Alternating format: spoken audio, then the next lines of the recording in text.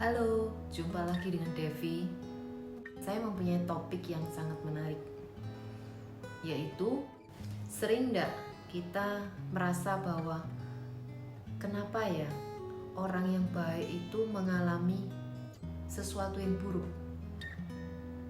Dari beberapa buku yang saya baca, itu ada beberapa jawaban yang membuat saya masuk akal jawaban tersebut. Saya akan sharekan kepada Bapak Ibu sekalian. Nomor 1 dikatakan, kenapa orang baik kok mengalami kejadian buruk? Seperti contohnya, ketika kita waktu bayi belajar jalan, itu pasti bukan sesuatu yang mudah. Pasti banyak jatuhnya. Jadi seperti bayi tersebut, jatuh, bangun, belajar lagi jalan, jatuh, bangun, belajar lagi jalan. Akhirnya dia dapat berjalan sendiri. Orang tua kita juga pasti merasa sedih dan kasihan sama kita karena harus mengalami kejadian yang gak enak ini. Tapi ketika kita bisa melaluinya, orang tua kita pun bisa ikut merasakan lega. Sebenarnya kejadian buruk itu terjadi, itu adalah wahana orang baik tersebut untuk upgrade kapasitas, untuk semakin menjadi orang yang lebih baik. Menjadi lebih baik itu bisa macam-macam, bisa menjadi lebih bertanggung jawab, menjadi lebih teliti, menjadi tidak ceroboh lagi, menjadi care dengan orang, banyak hal. Dan melalui kejadian yang buruk tadi, orang yang baik tersebut upgrade menjadi orang yang lebih baik lagi di kemudian harinya.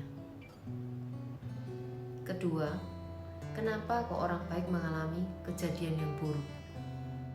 Sering kita mendengarkan cerita ya, ada orang yang mau naik pesawat, sudah terlambat, bannya bocor di tengah jalan, terpaksa perjalanannya terhambat karena harus tambal ban dulu, dan akhirnya sampai di airport terlambat dan akhirnya tidak bisa ikut penerbangan tersebut.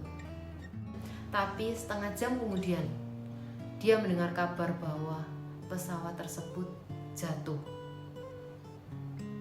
Jadi kadang kita merasa mungkin ketika ban kita bocor, kita merasa bahwa kita mengalami hal buruk. Tapi sesungguhnya kita terhindar dari bahaya yang lebih besar di belakang. Jadi kadang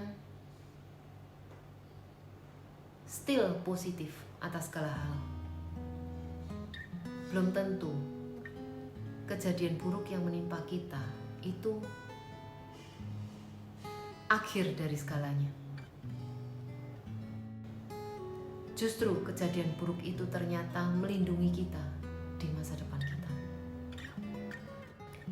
Ketika kejadian WTC roboh itu di Amerika, banyak kesaksian dari orang-orang yang pada hari itu mestinya sudah mau berangkat ke kantor, anaknya sakit, terpaksa dia tidak ngantor hari itu.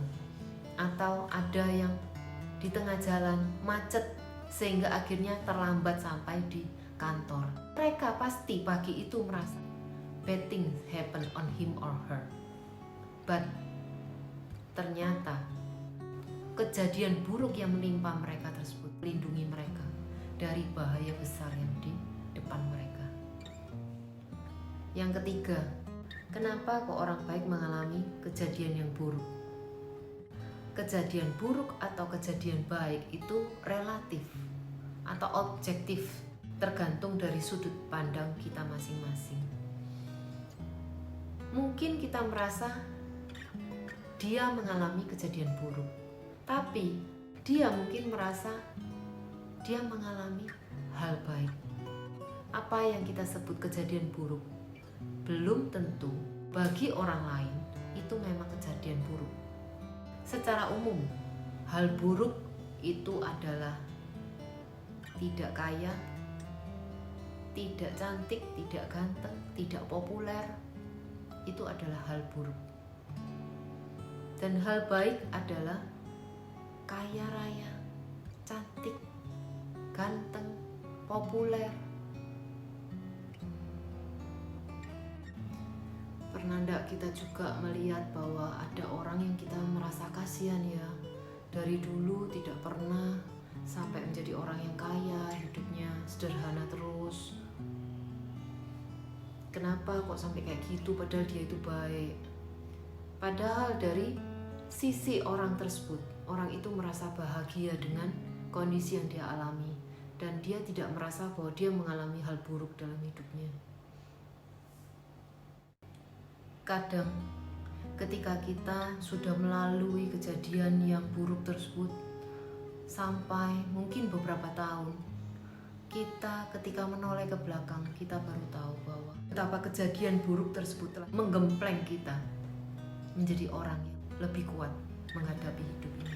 Betapa kejadian buruk tersebut ternyata telah menyelamatkan hidup kita sekarang. Dari 3 hal tersebut kita belajar bahwa jangan terlalu merasa kasihan dengan diri kita yang mengalami kejadian buruk atau teman kita yang mengalami kejadian buruk. Tapi hendaklah kita saling menguatkan dari kejadian-kejadian yang mungkin terjadi di dalam hidup kita atau teman kita. Ayo bangun lagi, ayo semangat lagi. Kita bangun impian kita lagi.